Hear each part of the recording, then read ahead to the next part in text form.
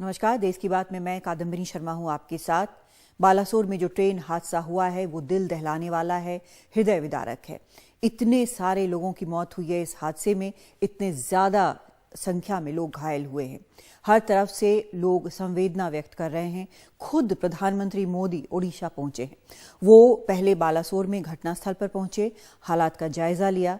उन्होंने राहत और बचाव कार्यों की जानकारी ली। स्थानीय अधिकारियों, डिजास्टर रिलीफ फोर्सेस और रेलवे के अधिकारियों से भी बात की। प्रधानमंत्री ने घटनास्थल से ही कैबिनेट सेक्रेटरी और स्वास्थ्य मंत्री से भी बात की। उन्होंने घायलों और उनके परिजनों को हर संभव मदद मुहैया कराने के निर्देश दिए हैं। पीएम मोदी ने कहा कि शोक संतप्त परिवारों का खास ध्यान रखा जाए। हादसे से जो भी प्रभावित हुए हैं उन्हें तुरंत मदद मुहैया कराई जाए। पीएम मोदी थोड़ी देर में कटक के अस्पताल पहुंचकर घायलों से भी मुलाकात करेंगे। दूसरी तरफ पश्चिम बंगाल की मुख्यमंत्री ममता बनर्जी भी घटनास्थल पर पहुंची। रेल मंत्री के सामने उन्होंने कहा कि ट्रेन में एंटी कोलिजन सिस्टम नहीं था। उन्होंने हादसे की गहन जांच की मांग की। ये जो तस्वीरें आप देख रहे हैं, यहाँ पर प्रधानमंत्री घायलों से मुलाकात कर रहे हैं, उनसे हालचाल पूछ रहे हैं। और वहाँ पर जब वो पहुँचे तो उन्होंने बाकी जो कुछ भी हुआ वहाँ पर जो राहत बचाव के काम चल रहे हैं उसको लेकर भी उन्होंने पूरी जानकारी ली। और यहाँ पर आप देख सकते हैं कि किस तरह से वो मुलाकात भी कर रहे हैं घायल जो अस्पतालों में भर्ती हैं। एक बेहद भयानक ये रेल हादसा है और प्रधानमंत्री खुद पहुंचे हैं वहां पर पूरे हालात को देखने, समझने, लोगों को आश्वस्त करने।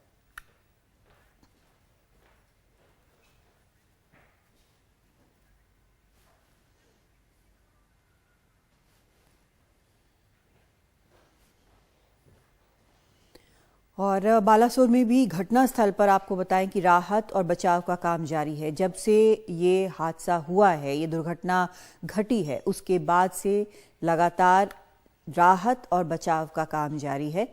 यहाँ पर जो तस्वीरें आप देख रहे हैं उस मौके की तस्वीरें हैं जहाँ पर यह हादसा हुआ।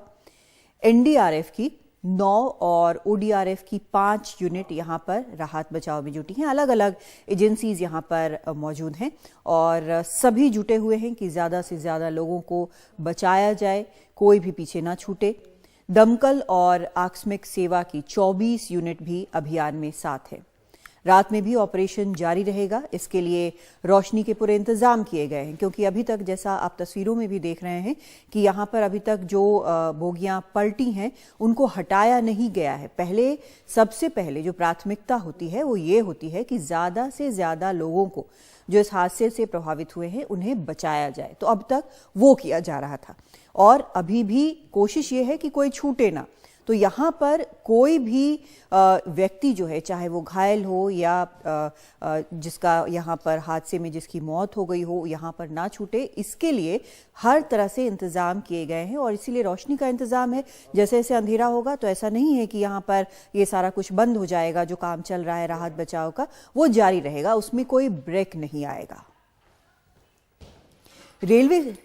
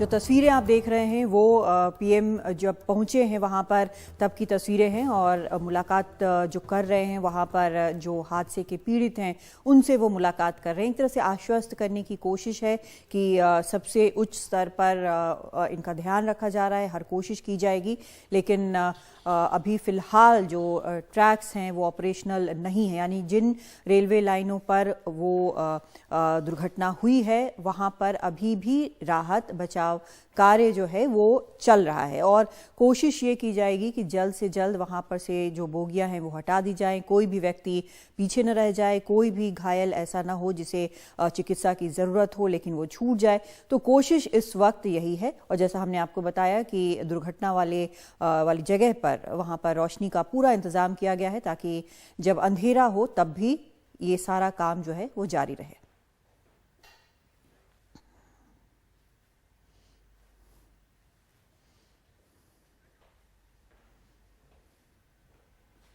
और हमारे साथ हमारी सहयोगी मेघा है। मेघा, क्या कुछ हो रहा है, आपको क्या कुछ पता चल रहा है अपने सूत्रों से?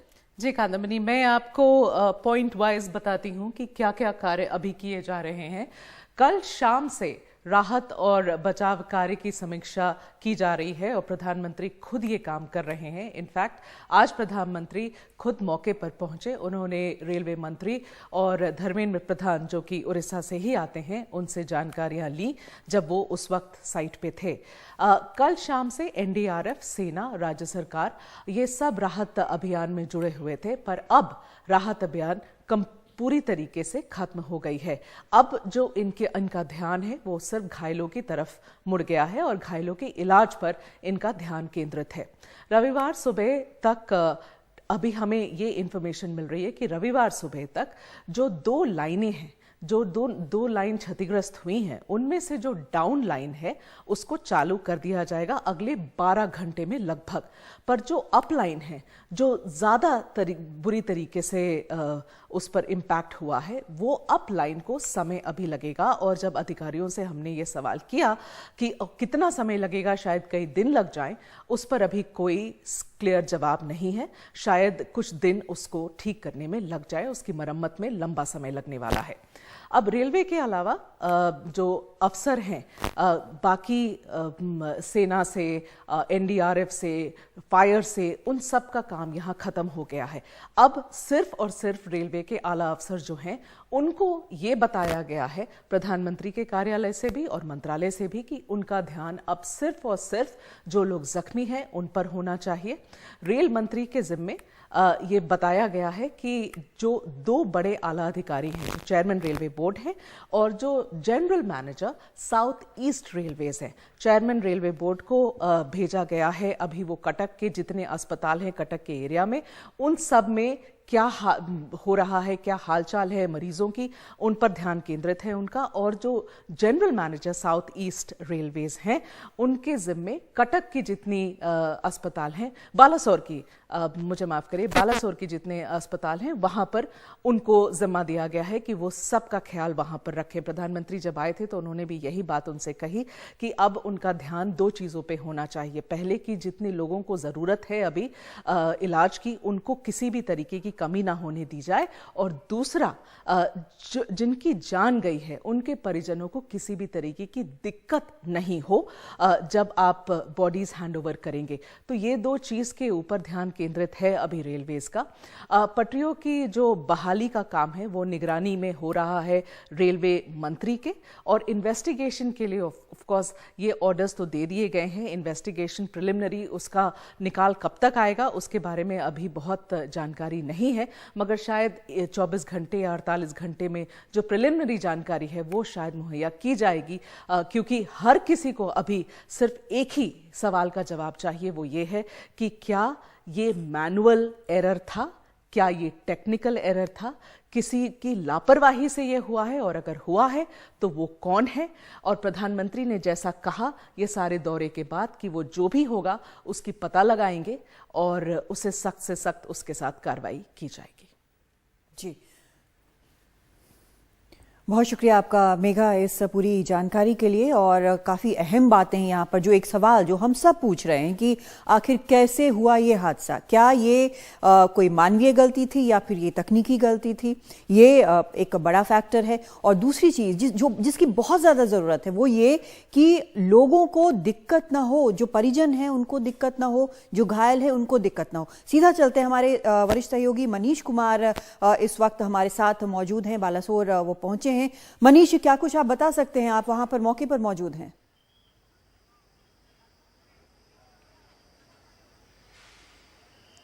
कादम्बनी, पहले हम दिखाएंगे क्योंकि यहाँ पे लाइट डाउन हो रहा है, बहुत ज़्यादा लाइट नहीं है। हालांकि जो रेलवे ट्रैक है आप देख सकते हैं, हमारे कैमरामैन हबीब आपको दिखाएंगे कि वहाँ पर लाइट की व्यवस्था की गई है, क्योंकि ट्रैक को खाली कराने की कोशिश हो रही है कि कम से कम एक ट्रैक भी खाली हो जाए, जिससे कि कुछ ट्रेनों का परिचालन जो है वो सामान्य हो सके।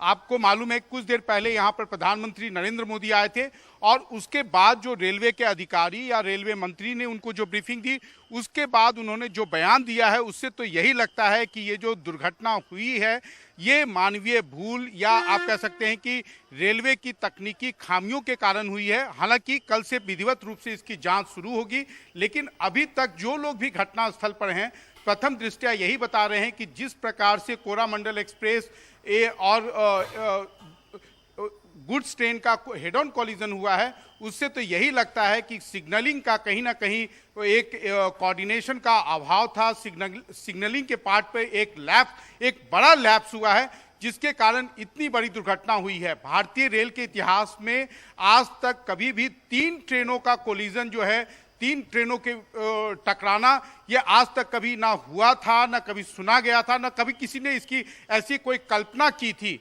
लेकिन जो सबसे बड़ी बात है कि ये सुरक्षा में जो चूक हुई है उसके लिए जिम्मेवार कौन है। निश्चित रूप से अभी रेलवे हो या उड़ीसा की सरकार हो, उड़ीसा की सरकार ने कल रात से आप ये कह सकते हैं कि चूंकि ये साइक्लोन यहाँ पर काफ़ी आता रहा है, नेचुरल ट्रेजेडी से उनको एक तरह का एक एक्सपर्टीज है जो उन्होंने पिछले कई वर्षों में उसे काफ़ी अच्छा किया है, उसे बेहतर किया है, जिसके कारण जो है आप कह सकते हैं कि आज कई घायलों से बात हुई। उन्होंने कहा कि जिस प्रकार से एम्बुलेंस पहुंचा, प्रशासन और अस्पतालों में, अलग अलग अस्पतालों में उनका इलाज चल रहा है। हमने भी कई 2-3 जगहों पर हमने सरकारी अस्पतालों में देखा कि उनका किस प्रकार से और कितनी मुस्तैदी से इलाज चल रहा है।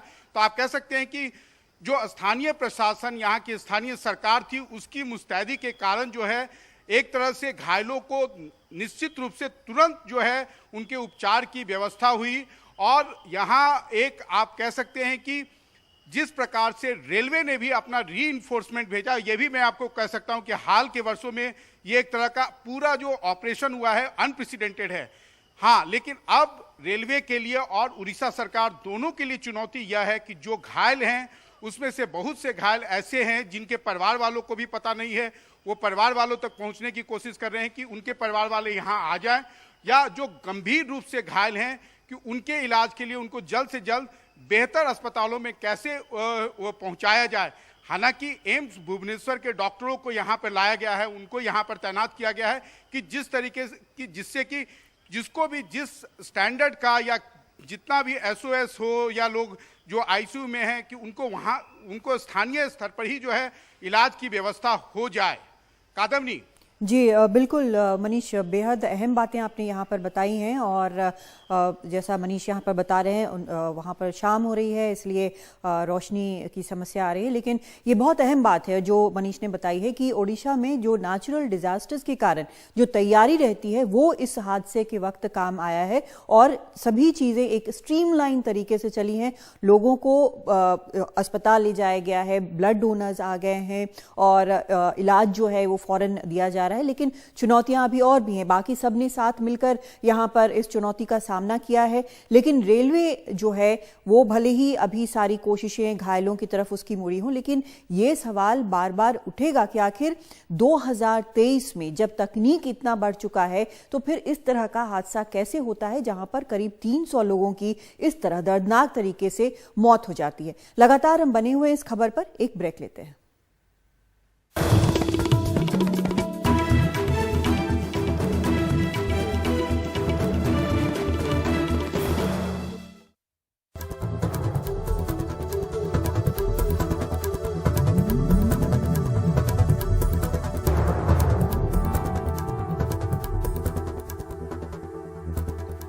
रेलवे के प्रवक्ता अमिताभ शर्मा का कहना है कि जो ट्रेन हादसे की शिकार हुई है उनमें कवच नहीं लगा था।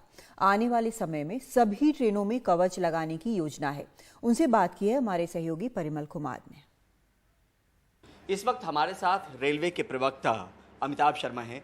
सर, लोगों के जहन में सवाल उठ रहा है कि सेफ्टी को हम कितना इंपॉर्टेंस देते हैं। क्या कोई ऐसा डिवाइस इसमें लगा हुआ था जो रोक सके, anti collision device? Anti collision device पर से देखिए बहुत पुरानी टेक्निक थी। ये एंटी कोलिजन डिवाइस जो काम करता था, 2 लोकोमोटिव्स या 2 रोलिंग स्टॉक की विसिनिटी पे के बेसिस पे काम करता था। जब वो नज़दीक आते थे तो ब्रेक लगा देता था। और ये ऐसा उसमें बिल्कुल नहीं था कि अगर सिग्नल लाल है और ड्राइवर किसी वजह से अनदेखी करके आगे बढ़ रहा है तब उस पर ब्रेक नहीं लगाता था।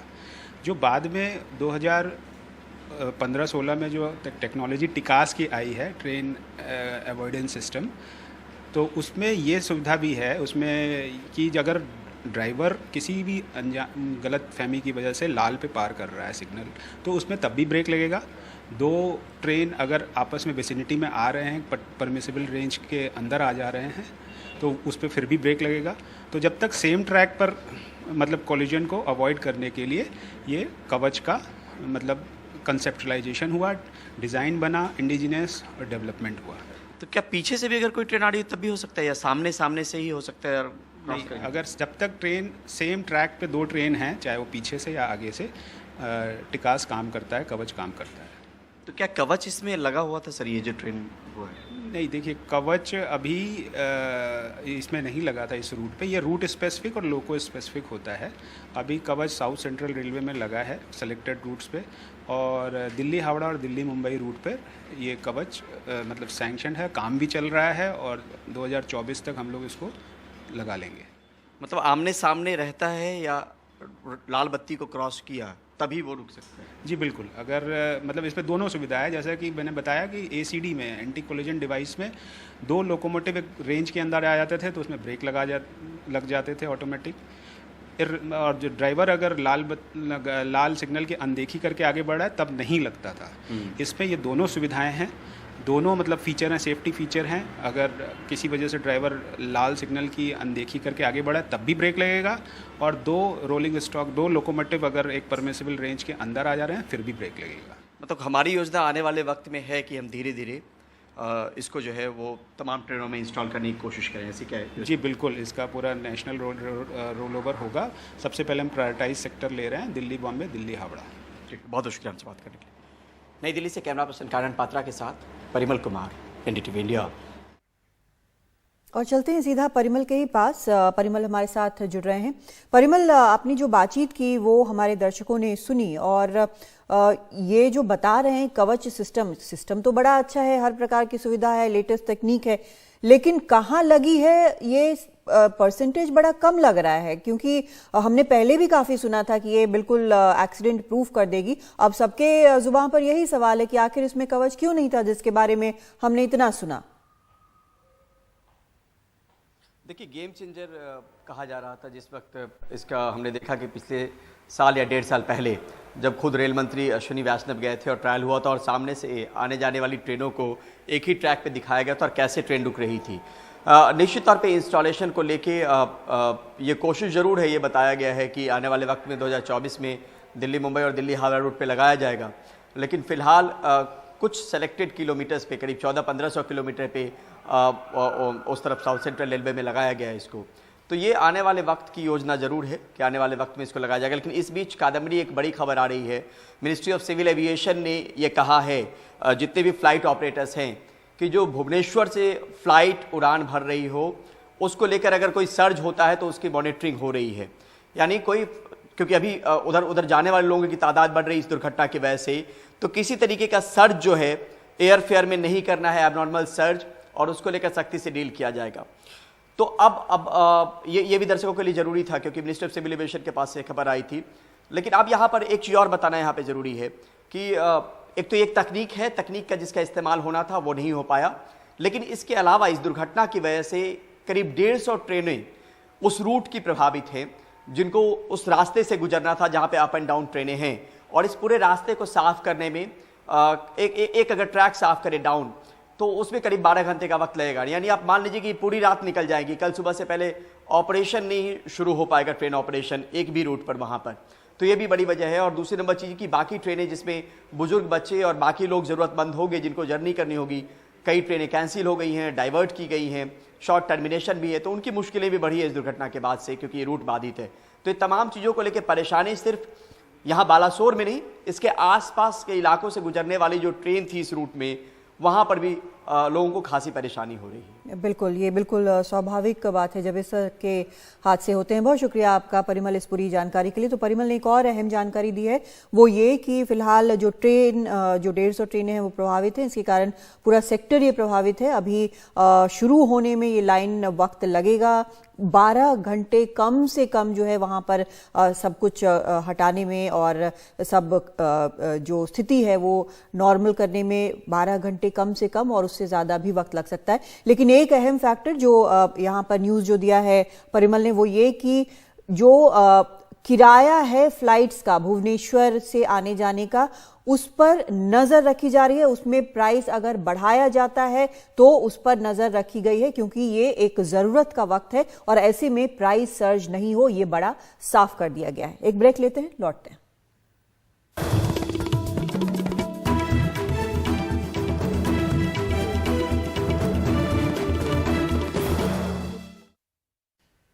हादसा कैसे हुआ, इसे लेकर कई सवाल उठ रहे हैं और लोगों को जवाब चाहिए। जांच होगी, उसके बाद जवाब शायद मिल पाए। उधर all India railway men's federation के महासचिव शिव गोपाल मिश्र ने हादसे को तकनीकी असफलता बताया है। उन्होंने कहा कि एंटी कोलिजन सिस्टम और कवच लगाने का काम धीमा है, उसमें तेजी आनी चाहिए। All India railway men's federation के महासचिव शिव गोपाल मिश्रा जी हमारे साथ में हैं, हम उनसे बात करते हैं। सर, ये बहुत ही गंभीर यह हादसा हुआ है उड़ीसा में। अभी तक आप लोगों के पास में क्या जानकारी आई है, क्यों यह हादसा हुआ है? निश्चित तौर पर यह हादसा बहुत ही गंभीर है और जो सूचना हम लोगों को साइट के ऊपर से हमारे वहाँ के जो जनरल सेक्रेटरी है पाठशाली ने दी है, उसके हिसाब से ये एक टेक्निकल फेल्योर नज़र आता है। क्योंकि गाड़ी लूप लाइन में खड़ी हुई थी मालगाड़ी, और इस कोरोमंडल को मेन लाइन से गुजरना था और उसको सिग्नल भी मेन लाइन का मिला हुआ था। लेकिन अचानक जो है वो ट्रैक बदल जाता है, पॉइंट बदल जाता है और वो गाड़ी पीछे से जा कर के मालगाड़ी में लड़ जाती है। तो ये तभी संभव है जब कोई ट्रैक फेलियर हो या सिग्नलिंग फेलियर हो जिससे कि पॉइंट बदल जाए। कुछ लोग कहते हैं कि क्या सबोटेज हो सकता है, मुझे तो नहीं लगता है कि इसमें सबोटेज होगा। ये निश्चित तौर पर कोई टेक्नोलॉजिकल फेलियर है और ये इन्वेस्टिगेशन के बाद ही सामने आएगा। अच्छा सर, ये भी कहा जा रहा था कि कवच एक सिस्टम लगाया जा रहा है जो एंटी कोलिजन सिस्टम है, वो आखिर क्यों नहीं लग पाया, उसके पीछे क्या कुछ रीज़न रहा? तमाम सारी उस पर भी बातें हो रही हैं कि कहाँ कमियाँ रह गई। ये बात बिल्कुल सही है। 10 साल हो गया है कवच और एंटी कोलिजन डिवाइस के बारे में बातचीत करते हुए, और पीछे तो इसको RDSO ने भी प्रूव कर दिया और रेल मंत्रालय ने भी फैसला ले लिया कि इसको सारे मेन लाइंस में लगाने का काम किया जाएगा। अभी पीछे माननीय रेल मंत्री जी ने भी पार्लियामेंट में भी कहा कि हम फेज्ड मैनर में ACD को प्रोवाइड करने का काम करेंगे। लेकिन बहुत मध्यम चाल है और मैं समझता हूं कि स्पीड से ज़्यादा ज़रूरी सुरक्षा है, तो हम स्पीड के पीछे ना पड़ें। ट्रेनें सुरक्षित चलाने के लिए ACD को इमीडिएटली लगाने का काम करना चाहिए। अगर इसमें कुछ पैसे की आवश्यकता है तो मैं समझता हूं कि निश्चित तौर पर जो है वो भारत सरकार इसमें मदद करेगी। शुक्रिया सर हमसे बात करने के लिए। Ravish Ranjan Shukla, NDTV India.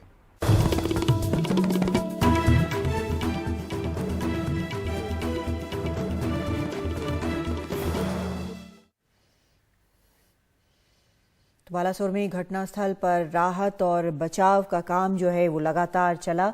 NDRF की 9 और ODRF की 5 यूनिट राहत बचाव काम में जुटी रही। दमकल और आकस्मिक सेवा की 24 यूनिटें भी अभियान में साथ हैं। रात में भी ऑपरेशन जारी रहेगा। इसके लिए रोशनी के पूरे इंतजाम किए गए हैं। रेलवे सूत्रों के मुताबिक बालासोर में डाउन लाइन को दुरुस्त करने में कम से कम 12 घंटे लगेंगे। डाउन लाइन पर यशवंतपुर हावड़ा ट्रेन थी। अप लाइन ठीक होने में ज्यादा वक्त लगेगा। अप लाइन पर कोरोमंडल एक्सप्रेस जा रही थी। तो